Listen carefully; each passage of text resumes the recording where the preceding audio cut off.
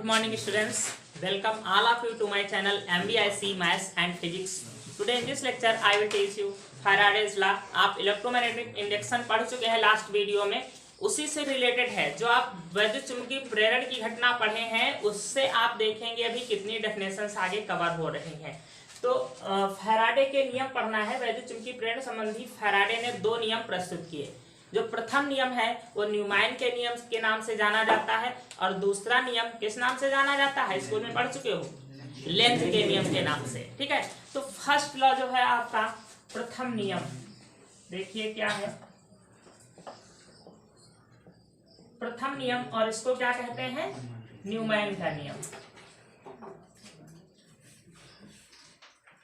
Faraday का जो प्रथम नियम है न्यूमैन के नियम के नाम से जाना जाता है। ये क्या है, अभी आपने वैद्युत चुंबकीय प्रेरण में पढ़ा, क्या वैद्युत चुंबकीय प्रेरण में पढ़ा कि जब किसी कुंडली और चुंबक के मध्य पारस्परिक गति होती है तो कुंडली से गुजरने वाले फ्लक्स में परिवर्तन होता है, जिसके कारण कुंडली में एक वैद्युत वाहक बल उत्पन्न होता है जिसे प्रेरित वैद्युत वाहक बल कहते हैं। अभी अभी पढ़ा इसको लास्ट वीडियो में, जिसे प्रेरित वैद्युत वाहक बल कहते हैं। इसी के आगे थोड़ा सा बस जोड़ देना है कि यह प्रेरित वैद्युत वाहक बल चुंबकीय फ्लक्स परिवर्तन के ऋणात्मक समय दर के बराबर होता है। देखिए ये क्या है, चुंबकीय फ्लक्स में परिवर्तन। मान लीजिए पहले जो फ्लक्स रहा होगा वो φ1 होगा, क्योंकि आर्मेचर को आप लगातार घुमा रहे हैं ना, या आप कहें चुंबक और कुंडली के बीच लगातार गति हो रही है ना। ये हो गई मान लीजिए कुंडली, यहाँ पर इसमें गैल्वेनोमीटर जुड़ा हुआ है और ये आपने मैग्नेट ले रखा है NS। तो जब इसको आप पारस्परिक गति करा रहे हैं तो इससे गुजरने वाली चुंबकीय बल रेखाओं की संख्या में परिवर्तन लगातार होगा तो फ्लक्स में परिवर्तन होगा। तो मान लीजिए पहले फ्लक्स था φ1 और उसके बाद में चेंज होकर के डेल्टा टी समय पश्चात ये फ्लक्स हो गया φ2। ये चाहे घट गया हो या बढ़ गया हो, ठीक है। तो फ्लक्स में परिवर्तन अगर निकालना है तो क्या करेंगे, φ2 माइनस φ1। बाद वाला जो फ्लक्स है इसमें से पहले वाला फ्लक्स घटाएंगे, चाहे वो घट रहा हो या बढ़ रहा हो, इससे हमको कोई मतलब नहीं है। हम जो टी समय पश्चात जो फ्लक्स होगा उसमें से घटाएंगे पहले वाले फ्लक्स को, ये चाहे माइनस का आए या प्लस का आ जाए। तो ये क्या है आपका φ2 माइनस φ1 क्या है, चुंबकीय फ्लक्स में परिवर्तन। और जब समय से भाग करते हैं तो कहते हैं चुंबकीय फ्लक्स परिवर्तन की समय दर, ठीक है। और आगे ये माइनस लगा हुआ है, ऋणात्मक समय दर हम बोलेंगे यहाँ पर।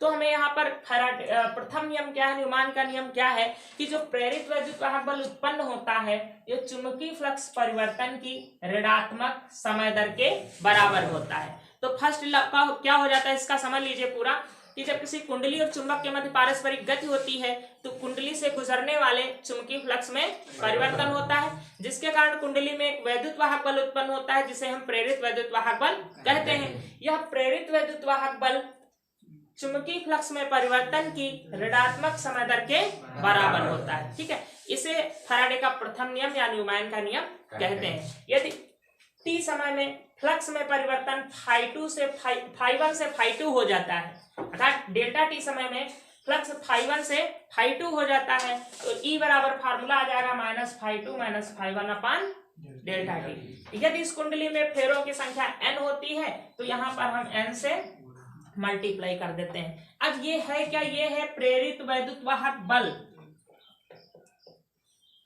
प्रेरित वैद्युत वाहक बल।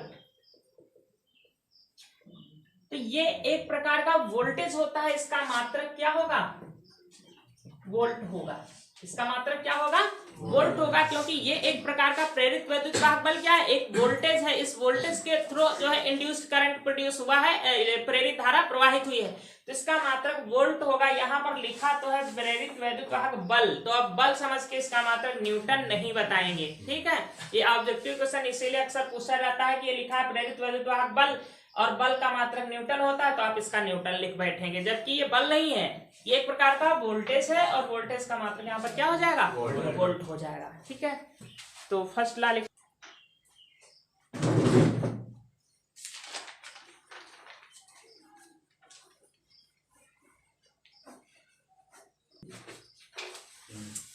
अब देखें फैराडे का दूसरा नियम और ये लेंज के नियम के नाम से भी जाना जाता है। लेंज एक साइंटिस्ट हैं लेंज भी साइंटिस्ट है, न्यूमैन भी साइंटिस्ट है, ये सब लोग साइंटिस्ट के नाम है। दूसरा नियम या लेंज का नियम क्या होता है, यहाँ पर आप देख रहे थे ये जो माइनस साइन लगा हुआ है ये क्या है, यहाँ पर माइनस साइन क्या करता है, माइनस साइन के लिए बताता है यहाँ पर कि ये जो प्रेरित वैद्युत वाहक बल उत्पन्न हो रहा है या जो प्रेरित धारा उत्पन्न हो रही है ये उसी कारक का विरोध करती है जिसके कारण यह उत्पन्न होती है। अब इसका मतलब क्या है ये जरा समझ लीजिए, उसी कारक का विरोध करने का मतलब क्या है कि जैसे ये आपने एक कुंडली ली, यहाँ पर आपने चलिए परिणालिका बना के बता रहे हैं, अगर कुंडली में हम इसमें कई फेरे कर देते हैं इस प्रकार से तो क्या बन जाएगी परिणालिका।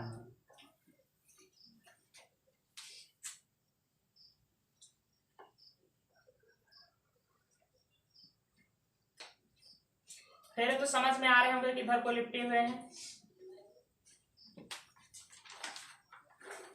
जैसे ये हम यहाँ पर नॉर्थ पोल ला रहे हैं, हम इधर को मैग्नेट को खिसका रहे हैं, इस समय यहाँ पर हम नॉर्थ पोल ला रहे हैं तो इसमें क्या होगा, फ्लक्स में परिवर्तन होगा और प्रेरित वैद्युत वाहक बल उत्पन्न होगा और यहाँ पर प्रेरित धारा उत्पन्न होगी। लेकिन प्रेरित धारा की दिशा यहाँ पर ऐसी हो जाएगी कि वो उसी कारक का विरोध करेगी जिसके कारण यह उत्पन्न हो रही है। आप देखेंगे कि जब हम नॉर्थ पोल को इसकी तरफ लाएंगे तो जो प्रेरित धारा उत्पन्न होगी या जो वैद्युत वाहक बल इसमें उत्पन्न होगा वो उसी कारक का विरोध करेगी जिसके कारण यह उत्पन्न हुई है। तो ये उत्पन्न किसके कारण हुई है, मैग्नेट को आगे खिसकाने से। जब हमने मैग्नेट को आगे की ओर धकेला है तब ये धारा उत्पन्न हुई, क्योंकि मैग्नेट को आगे खिसकाया है तभी फ्लक्स में परिवर्तन हुआ है, तभी ये धारा उत्पन्न हुई है। लेकिन ये धारा क्या करेगी, यहाँ पर ऐसा पोल प्रोड्यूस कर देगी कि वो इसका विरोध करेगा। आपने इसको उधर धक्का मारा तो क्या हुआ, यहाँ पर फ्लक्स में परिवर्तन हुआ और प्रेरित वैद्युत वाहक बल उत्पन्न हुआ और यहाँ पर वैद्युत धारा उत्पन्न हुई। अब देखिए ये वैद्युत धारा की दिशा ऐसी हो गई है कि इसने यहाँ पर नॉर्थ पोल प्रोड्यूस कर दिया। यहाँ से हम देख रहे हैं तो वैद्युत धारा देखो एंटी क्लॉकवाइज चल रही है, वामावर्त चल रही है, ठीक। तो यहाँ पर नॉर्थ पोल प्रोड्यूस हुआ, तो अब नॉर्थ ही प्रोड्यूस कर दिया इस करंट ने, तो नॉर्थ पोल इसको क्या करेगा, रिपल करेगा, धक्का मारेगा पीछे की ओर।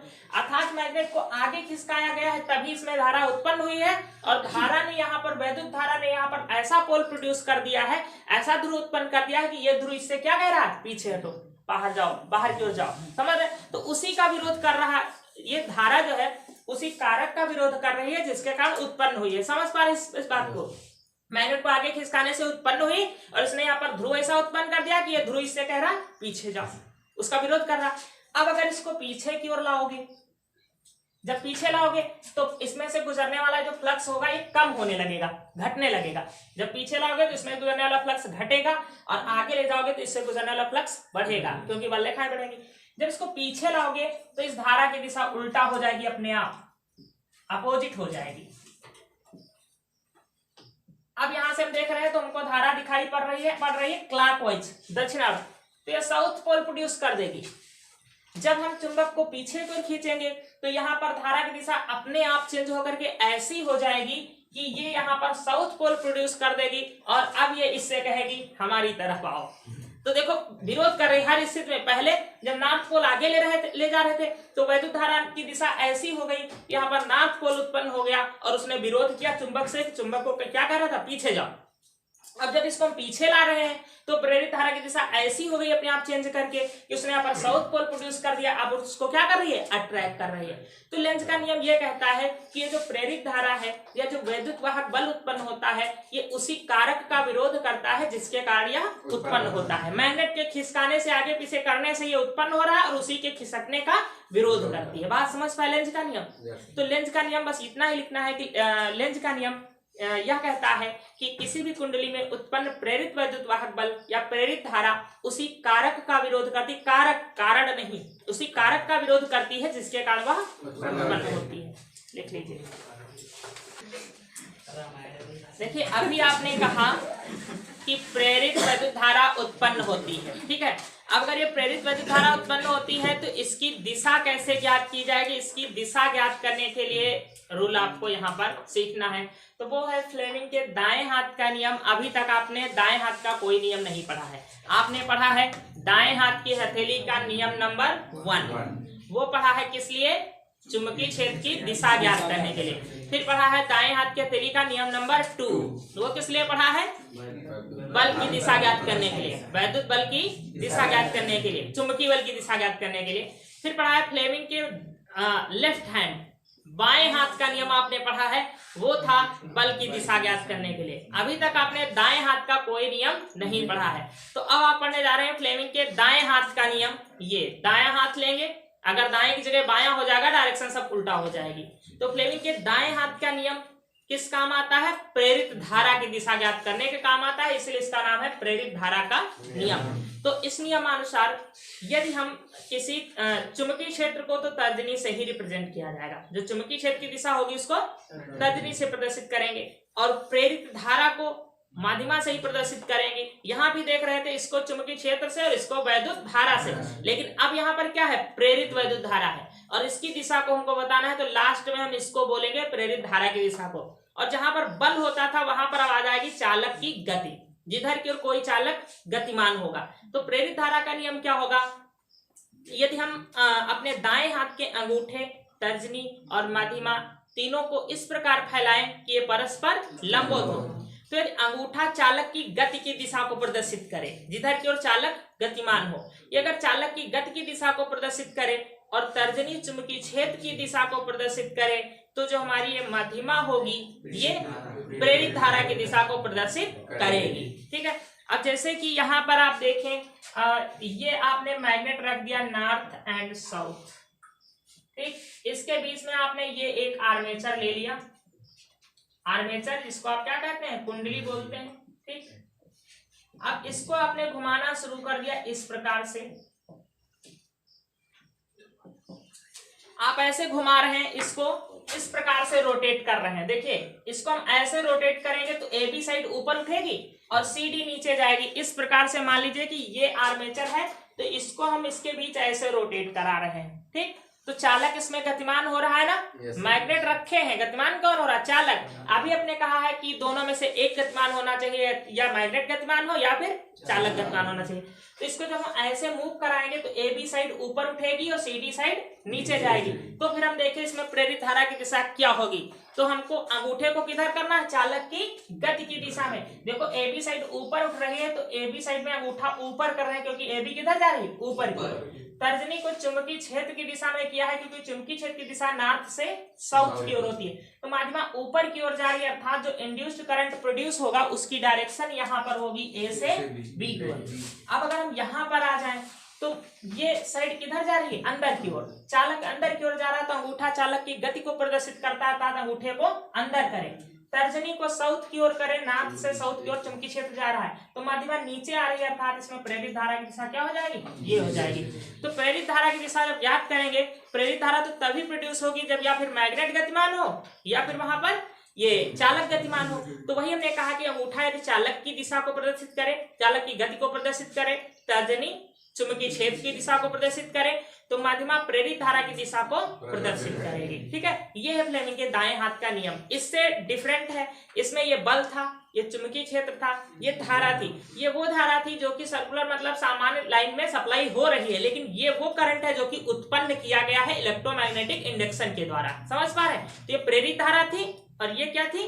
वैद्युत धारा थी। यहाँ पर प्रेरित धारा है, लिख लीजिए इस नियम को। नेक्स्ट हेडलाइन है आपका, एक समान चुंबकीय क्षेत्र में गतिमान चालक के सिरों पर उत्पन्न प्रेरित वैद्युत वाहक बल।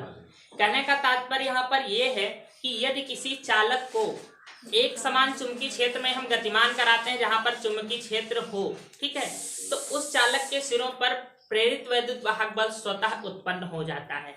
जैसे कि आप एक एल्युमिनियम का वायर ले लीजिए लंबा, ठीक है, और इसको आप बहुत ऊंचाई से गिरा दीजिए और ये काफी स्पीड से नीचे की ओर आए। मान लीजिए ये एल्युमिनियम का वायर है, इसको आप ले लिया, लेकिन इसको किस डायरेक्शन में ऊपर से छोड़ना है?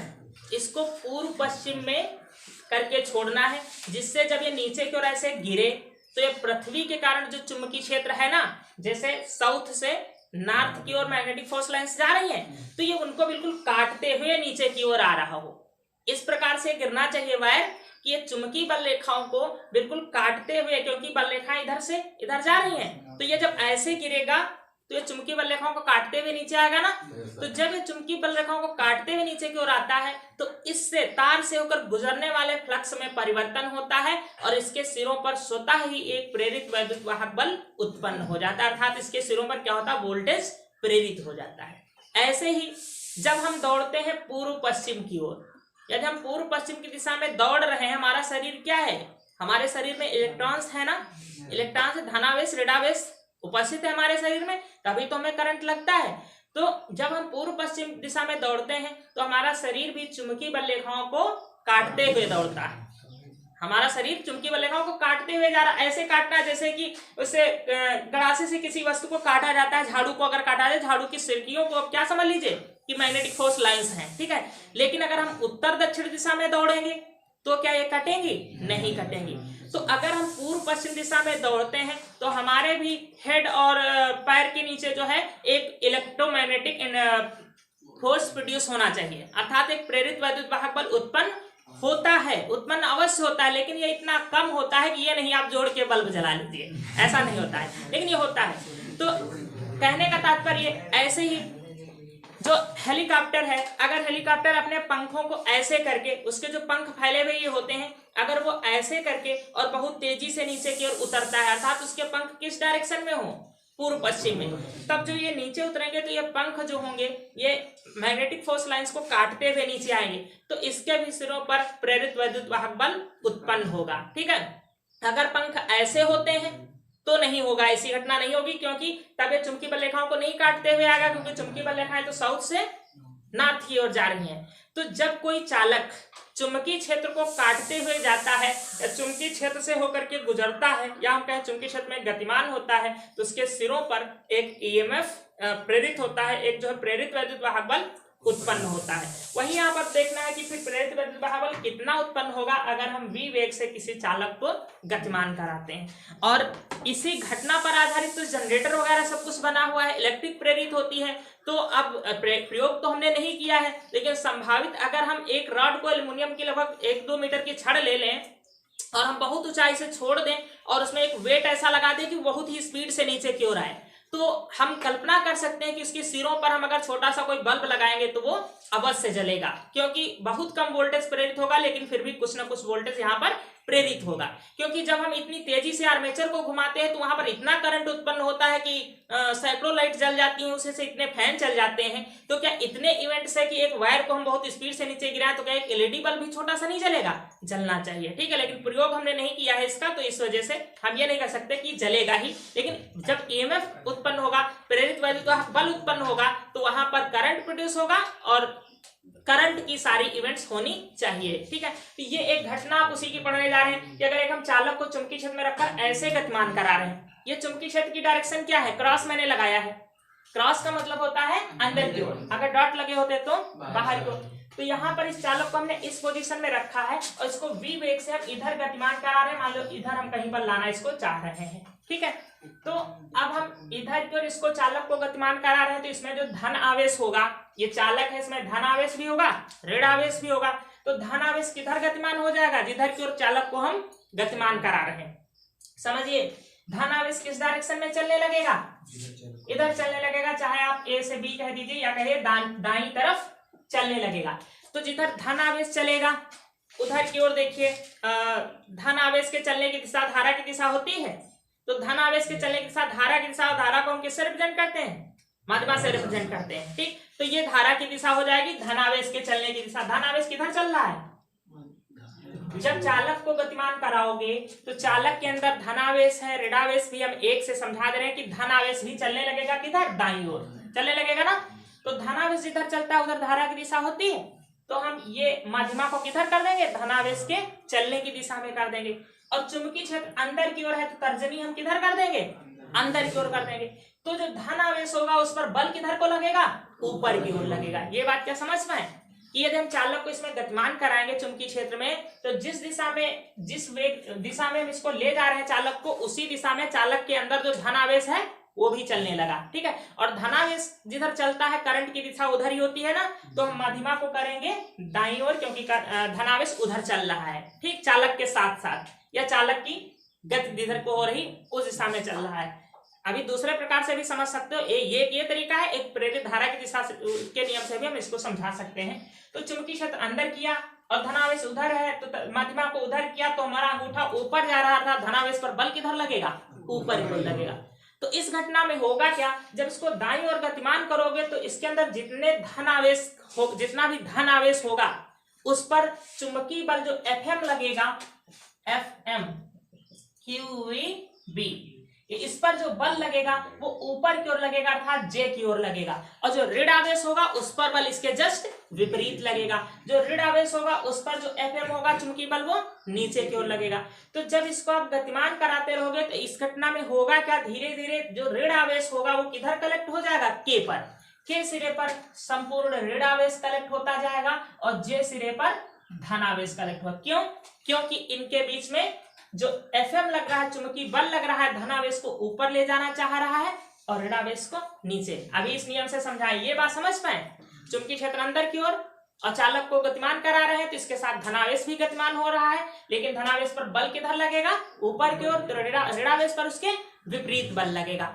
तो इस घटना में होगा क्या कि J सिरे पर धनावेश एकत्रित होता जाएगा और K सिरे पर ऋणावेश एकत्रित होता जाएगा। तो जब इस चालक पर एक तरफ धनावेश एक तरफ ऋणावेश हो जाता है तो यह एक सेल की भांति व्यवहार करने लगता है, अर्थात इसके सिरों पर वोल्टेज उत्पन्न हो जाए। वोल्टेज है क्या, आवेश का डिफरेंस। जो आवेश का डिफरेंस है इसी को तो हम वोल्टेज कहते हैं। एक तरफ ऋण आवेश और एक तरफ उतना ही धनावेश, तो इसी को हम क्या कहेंगे, वोल्टेज कहेंगे।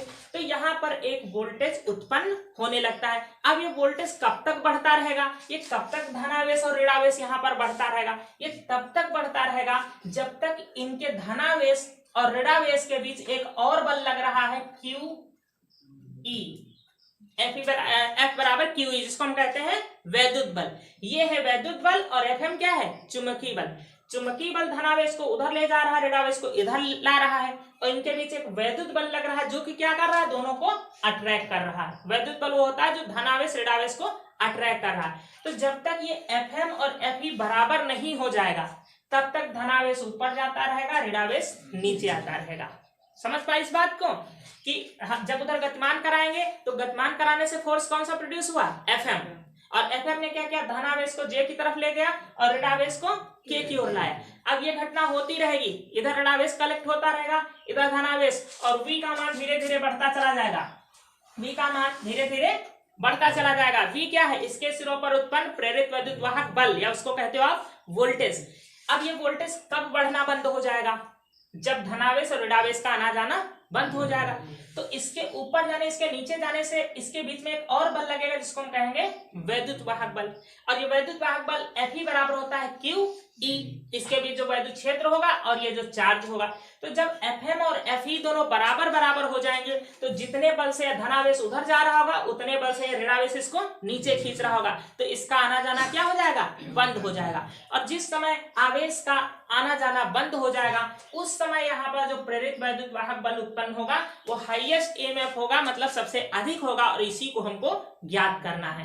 तो अधिकतम वैद्युत वाहक बल की कंडीशन में होना क्या चाहिए, Fe बराबर किसके हो जाना चाहिए, Fm के, अर्थात इन आवेशों के बीच लगने वाला वैद्युत वाहक बल किसके बराबर हो जाना चाहिए, चुंबकीय बल के।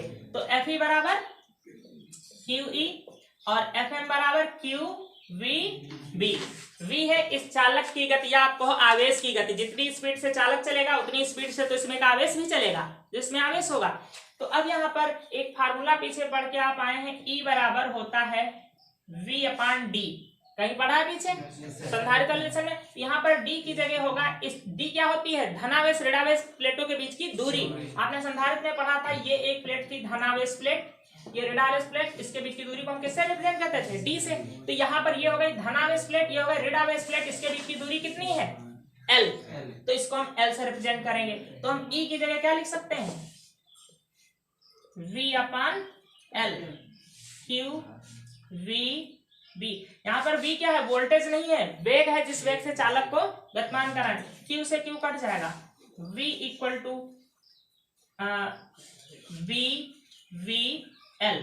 ये आपका फार्मूला निकल आया उत्पन्न प्रेरित वैद्युत वाहक बल का। डेरिवेशन में कुछ नहीं है, 2 लाइनें हैं, बस थ्योरी यहाँ पर बहुत ज्यादा है।